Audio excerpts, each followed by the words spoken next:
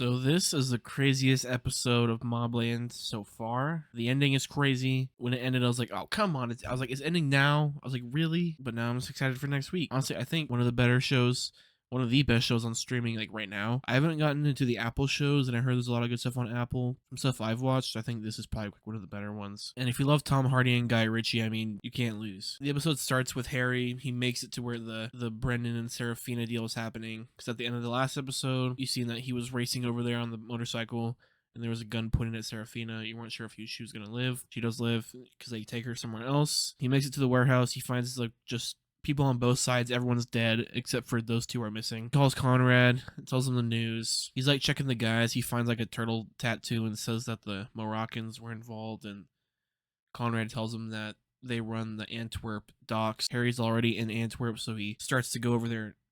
Now. Maeve, she's like fake crying, like she like goes upstairs, and I was just like, "Why are you crying?" I was like, "There's no way you're actually sad because this is your fault. This is all your fault." And she calls Richie, and she's like, "Richie, what the fuck? What the fuck, mate? You fucking taking a piss, yeah?" And he basically just tells her to fuck off and laughs in her face. At that point, I was just like, "Yeah, let's go. Team Richie. I'm Team Richie, boy.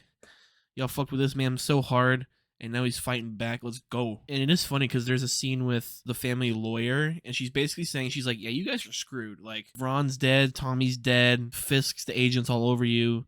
They've got their own task force, all this other shit that's going on." The lawyer's the only one who's being like, she's the only one who's like telling them the truth, like speaking her mind. And of course they don't like that, so Conrad tells a story about he was in prison with this one guy, and his cellmate ratted him out about something, and years later he found him and made him eat his own eyeballs and shit. So basically threatening her, and she was just like, "Oh, good lord."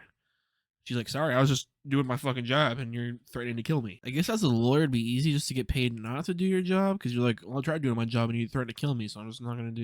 I'm not gonna do anything. I'm just gonna let you guys destroy yourselves, and I'm just gonna watch." That's basically what she's just gonna do now. There's also this whole like plot with Eddie trying to like befriend Gina, which I don't know if I buy it. I guess like she obviously doesn't know what he did, because obviously if she did, she would not have gone on like a walk with him or been alone with him. But he like brings her coffee, and like he's like, "Well, I got some," he's like pulls a flask out, and she's like, "Nah, I'm good." But later they're like on a walk smoking a joint and shit, and he's basically just like trauma dumping on her, and she even like acknowledges that, because she's like, she was trying to get her psychology degree before Harry like pulled her out of her class. She brings it up. She's like, "All the things you're doing, you're basically saying all this stuff just so I end up sleeping with you." And I mean, doesn't matter anyway, because they end up kissing, and it's implied that they have sex. So, but I mean, in this situation, it seems like he's the only person that understands what she's going through. But then again, she doesn't know. I mean, he kind of says it. He's like, "I put you in mortal danger," but she doesn't know that he like stabbed the dude 60 times. I'm sure if she heard that, she would not be as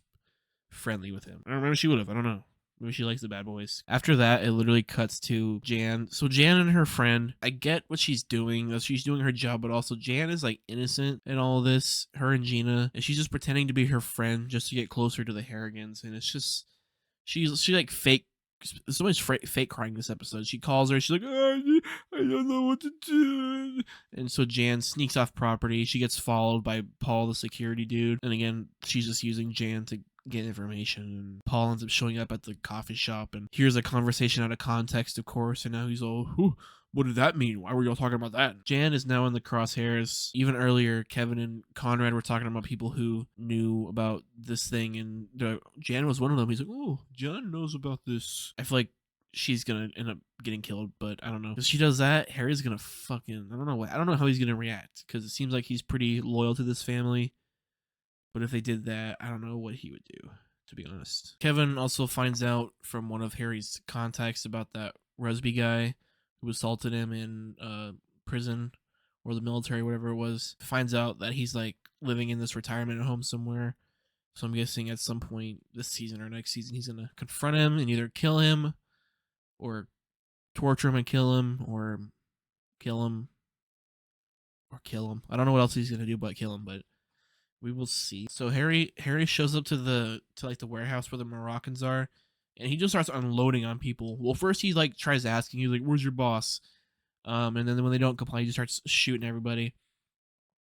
And he like chases this dude down and gathers this information about like where Brendan and Serafina are, and he finds out that they're with the cartel now. And also Conrad, this episode finally kind of is growing a pair of balls, because Maeve is like, oh, I got a text from Richie, and he said that he's the one who has Serafina and Brennan. And he's like, oh, really? Show me the text. And she's like, the day you stop trusting me is the day this family burns to ashes. And obviously, he doesn't trust her, as you shouldn't, because, again, this is all her fault. And Eddie's. Brendan and Serafina wake up in this warehouse. They're not sure where they are. Brendan's freaking out. Serafina's like, dude, you need to calm down. Obviously, we're alive for a reason, but as they realize, like, in a few moments that Richie is the one who has them captured and that they're totally fucked. And then this Jaime Lopez guy, he's like the leader of the cartel, I'm guessing, or some shit. And these dudes, like, set up a little iPad for him, a little iPad screen. So you already know there's gonna be, like, a little Zoom call. And Jaime's basically like, Richie's my business partner and y'all fucked with him. And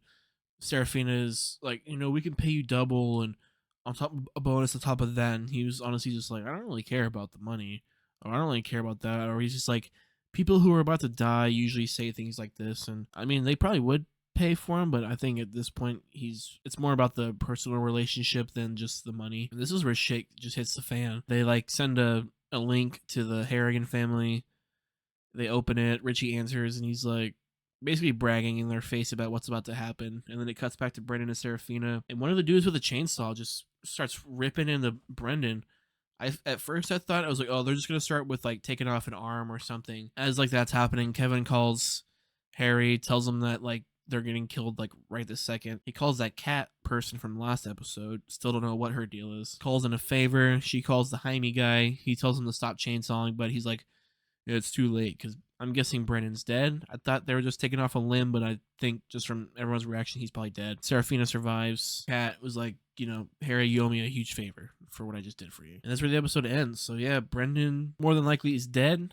I don't know, not 100%. We didn't see his body. More than likely, he probably is dead. The show was definitely a slow burn, but it's a good slow burn because it has payoff, like episodes like this where you actually feel connected to the characters, whether it's like a good way or a bad way, knowing these people, Serafina and Brennan, we don't really know exactly what they've done. We know they're just related to the family. I don't know their personal, like, any evil shit they've done. No, the other characters, you've seen it, it's been said or whatnot, but those two, it still sucks, and they're just like getting fucking chopped up with a chainsaw. That doesn't feel good.